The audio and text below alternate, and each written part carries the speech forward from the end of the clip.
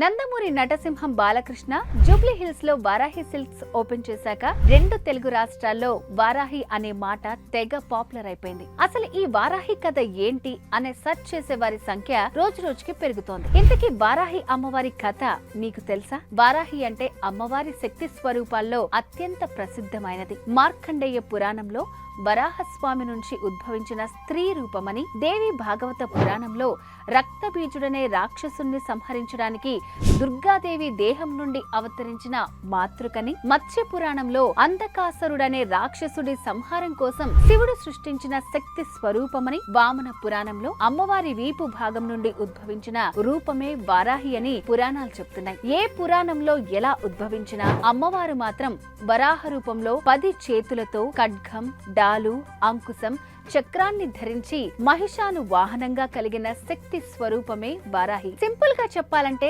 Just powerful అంతే. అందుకే power star Pawan Kalyan తన ప్రచార రథానికి వారాహి అనే పేరు పెట్టుకున్నారు. తెలుగు సినిమాని పాన్ ఇండియన్ సినిమాగా మార్చిన దర్శక ధీరుడు ఎస్ఎస్ రాజమౌళి తన రిలేటివ్ సాయి కొర్రపాటి వారాహి చలనచిత్రం బ్యానర్ పైనే ఈగా అనే మాస్టర్ పీస్ తీసి ఇండియాని షేక్ చేశారు. ఇప్పుడు మళ్ళీ బాలయ్య బాబు వారాహి సిల్క్స్ ని ఓపెన్ చేయడంతో వారాహి పేరు మళ్ళీ ట్రెండ్ అవుతోంది. అదిప్పుడు సెన్సేషన్ అయి సక్సెస్ఫుల్ గా రన్ అవుతోంది. వారాహి సిల్క్స్ లో శారీస్ కూడా సూపర్ అంటున్నారు మహిళలు. వారాహి పవర్ అలాంటిది. అక్కడ చీరలు కొంటే మీలో ఉన్న పవర్ కూడా పెరిగిపోవచ్చేమో. వారాహి సిల్క్స్ సాంప్రదాయానికి, సౌందర్యానికి వారధి. Road number 36 Jubilee hills Hyderabad లో ఉంది. మరి వెళ్ళండి.